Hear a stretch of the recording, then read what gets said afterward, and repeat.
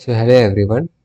Today we will discuss about second questions which is asked in 3rd May 2024. So let's we see the problem statement and given an array A and A of I is the element and take any of the three elements from the array and find the maximum product of those element. मतलब एक array है और array में कुछ element है और element वो हमको उनके प्रोडक्ट लेने हैं मतलब तीन एलिमेंट हमको लेने हैं और उनके प्रोडक्ट करने हैं और फाइंड करना है कि क्या ये एरे में सबसे मैक्सिमम प्रोडक्ट है 3 नंबर का। तो यहाँ पे बेसिकली क्या होता है कि हम पहले ब्रूट फोर्स अप्रोच ऐसे सोच लेते हैं कि क्या हम मैक्सिमम तीन वैल्यू ले लेंगे जो एरे में सबसे मैक्सिमम होगी, वो वैल्यू हम पहले ले लेंगे, बाद में उसका प्रोडक्ट कर देंगे। बट यहाँ पे ट्रिक्स क्या है कि यहाँ पे नेगेटिव दिया गया है। तो पहले आपको पहले देखते थे कि कंस्ट्रेंट क्या है। जो n मतलब total number of element in the array is that up to 3 is a minimum and 2000 is a maximum. So here is a no any error such like that or time limit exceed and all those stuffs. So now we discuss about the input. Given the input is the 5 and -1 2 -5 6 1. सो यहाँ पे हम कौन सी तीन value लेंगे कि उसका product सबसे बड़ा आएगा। तो पहले क्या करते हैं कि मैक्सिमम यहाँ पे पहले तो 6 मेरे को दिख रहा है, बाद में +2 है, बाद में +1 है। क्या इसका हम प्रोडक्ट करेंगे, क्या आंसर आएगा? 6 × 2 12 एंड 12 × 1 12।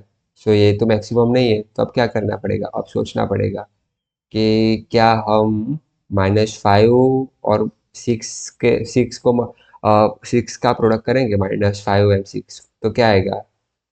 तो -30। बट ये माइनस में तो आप लोग सोच रहे होंगे कि ये तो अभी दो ही वैल्यू ली है और ये -1, तो माइनस माइनस प्लस हो जाएगा और आंसर क्या आएगा? 30। कोई बात नहीं, दूसरा एग्जांपल देखते हैं कि टोटल साइज 6 है, बाद में यहाँ पे दिया गया है -5 -10 5 तो यहाँ पे मेरे को सबसे बड़ी पॉजिटिव में वैल्यू मिल रही है 5। ये 5 ठीक है, और ये पॉजिटिव 2 1 2 एंड 5 है, तो 5 × 2 × 1 12, सॉरी 10। सो ये क्या है?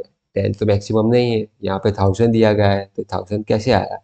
तो पहले देखना पड़ेगा कि क्या हम -20 into -5 into sorry -20 into -10 into 5 करेंगे तो क्या आंसर आएगा? क्योंकि 1000 और ये 1000 है सबसे बड़ा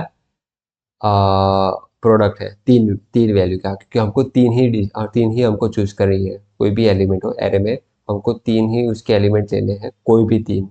बट वो तीन ऐसे लेने हैं कि पूरे एरे में से उसका हम प्रोडक्ट करेंगे तो सबसे मैक्सिमम आना चाहिए।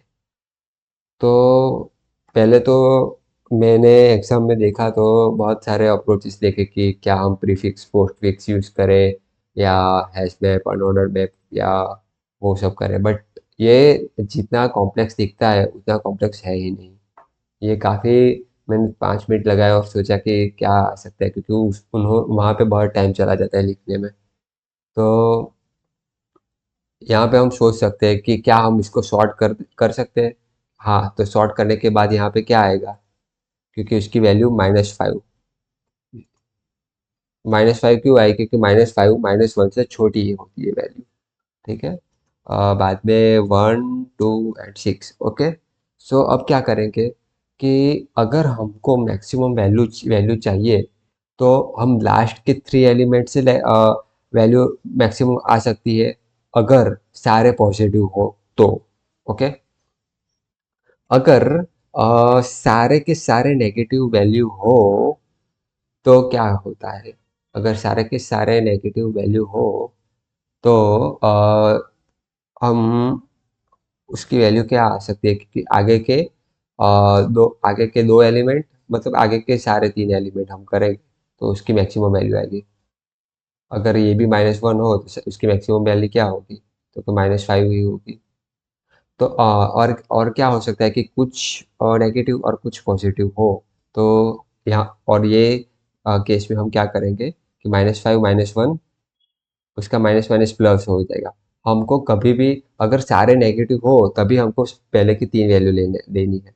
अगर कुछ पॉजिटिव हो और कुछ नेगेटिव हो तो हमको क्या करना है मोस्ट ऑफ द केस में पहले 2 नेगेटिव लेनी है, पहले 2 नेगेटिव लेनी है, बाद में लास्ट वाली जो मैक्सिमम पॉजिटिव की वैल्यू है उससे मल्टीप्लिकेशन करनी है। मतलब ये 0th index, 1th index and last index उसका हम मल्टीप्लिकेशन करेंगे तो हम हमारा आंसर आ जाएगा।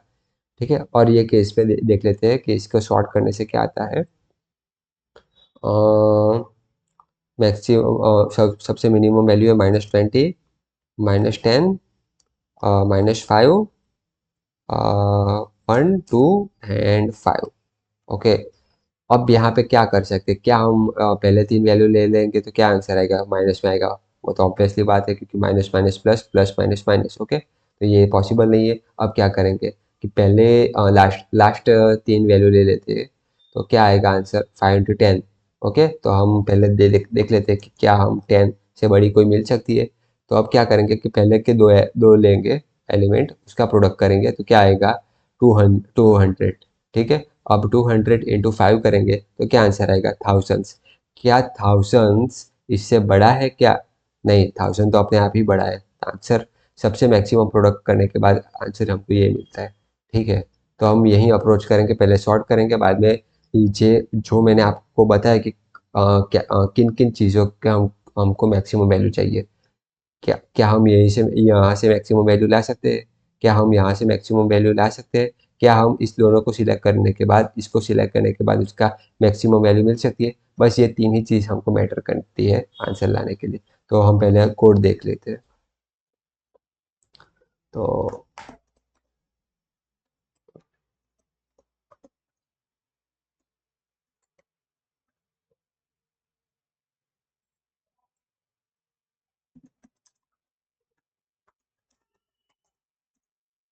ये हमारी हेडर्स फाइल है, ये मेन फंक्शन है। अब क्या करना है, हमको यूजर से इनपुट लेना है कि आपको कितने साइज का चाहिए। मतलब ये टोटल नंबर ऑफ एन है तो वो चाहिए। ठीक है, अब क्या करेंगे, अब हम वेक्टर या एरे आप जो बोलते हो वो बना देते हैं। अब उसकी साइज हम फिक्स कर देते हैं कि उसकी साइज आएगी एन ही आएगी। ये यूजर से हम इनपुट ले लेते हैं पहले, बाद में हम अपना लॉजिक लगाते हैं। ये हम यहाँ से चलते हैं अप टू एन तक, 0 से अप एन तक, एंड एक एक वैल्यू हम एरे में डाल देते हैं पर्टिकुलर इंडेक्स के लिए। अब क्या करेंगे, अब हमको क्या करना है, अब हमको यहाँ पे पहला स्टेप क्या है, पहला स्टेप यहाँ पे ये जो अनऑर्डर में अनसॉर्टेड मेथड, ये अनसॉर्टेड एरे है उसको सॉर्टेड में कन्वर्ट करना है। ठीक है, तो पहले सॉर्टेड के लिए जो इनबिल्ट फंक्शन है सी प्लस प्लस का, हम पहले वो यूज़ करते हैं।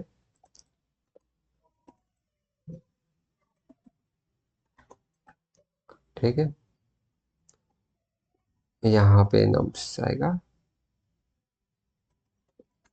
अब क्या करेंगे, अब हमारा एरे ये बन गया है, ये वाला बन गया है। ठीक है, अब हमको एक एक कंडीशन ऐसे नहीं चेक करनी है, हमको सिर्फ चेक करना है। पहले तो एक ले लेता हूँ, पहले तो हम कंडीशन चेक कर लेते हैं कि क्या मतलब ये तो 3 से बड़ा ही होगा, उसका एरे की साइज ऑब्वियसली बात है 3 से ही बड़ा होगा।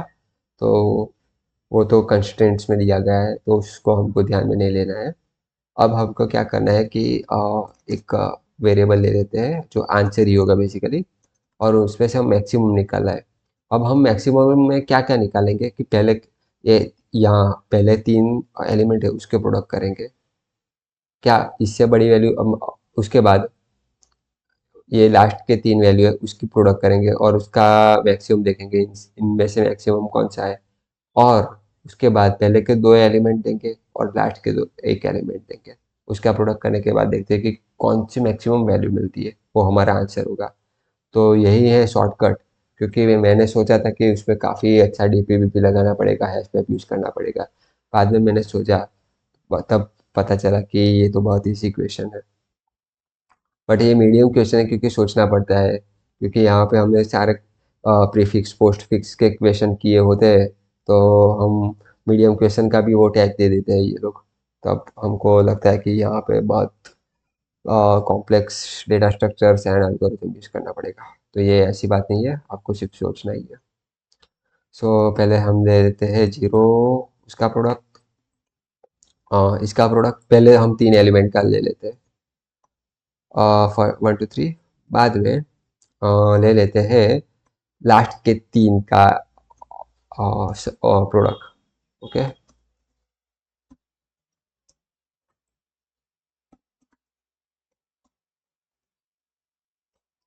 ये लास्ट के तीन एलिमेंट हो गए। उसके बाद हम क्या करेंगे, पहले के दो एलिमेंट एंड लास्ट का वन एलिमेंट। तो पहले के दो एलिमेंट के प्रोडक्ट, उसके बाद लास्ट वाला एलिमेंट क्या हो गया, n-1।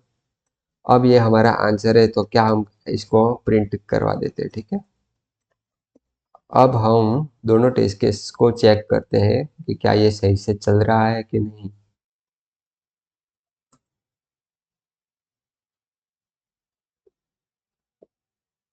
अ, पहले हम ले लेते हैं कि पांच एलिमेंट लेना है हमको। पांच, अब -1 2 -5 6 एंड 1।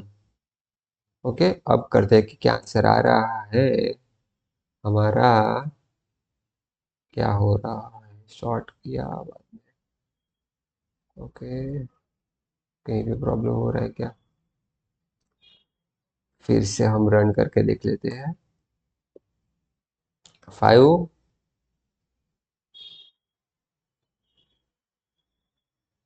क्या हो रहा है, 5, हाँ 5 बाद में -1 2 -5 6 एंड 1। हाँ, कहीं दिक्कत हो रही है क्या। ओके, हाँ हमने बेसिकली यहाँ पे यूज़र से एन की वैल्यू नहीं ली। हाँ, मतलब ये सब का ध्यान रखना पड़ेगा, क्योंकि हम लॉजिक पे खो जाते हैं और यहाँ पे सिंटेक्स एरर हो जाती है। बाद में हम रन करते हैं, अब करके देखते हैं। -1 2 6, -5 6 एंड 1। हाँ, हमारा आंसर आ गया है 30। ओके, दूसरा टेस्ट केस भी देख लेते हैं, क्या है। 6 -5 -10 5 -20 1 एंड 2। क्या आंसर आ रहा है, थाउजेंड्स। तो क्या, हाँ आंसर आ गया है। तो हमारा सारा 7 आउट ऑफ 7 टेस्ट केस पास कर दिए थे ये कोर्ट ने। बट हाँ, उसमें सोचने में थोड़ा वक्त लगा था, क्योंकि पहले तो 5 मिनट्स मैंने सारे हैश मैप और वो सब लगाया था, बट वो सम टेस्ट केस उसके फेल हो जाते थे। तो यही एक ऑप्टिमल सॉल्यूशंस था। बिकॉज इसकी टाइम कॉम्प्लेक्सिटी हम देखें तो क्या हो सकते हैं, ये हमारी टाइम कॉम्प्लेक्सिटी है n log n। n log n यहाँ पे यूज होता है बेसिकली सॉर्टिंग करने के लिए। सो उसमें कोई टाइम लिमिट एक्सीड का कोई एरर नहीं आएगा, क्योंकि बेसिकली कंस्ट्रेंट्स में दिया गया है कि अप टू 2000 तक ही ये उसकी मैक्सिमम साइज है। Okay, so way so thank you very much for the supporting me.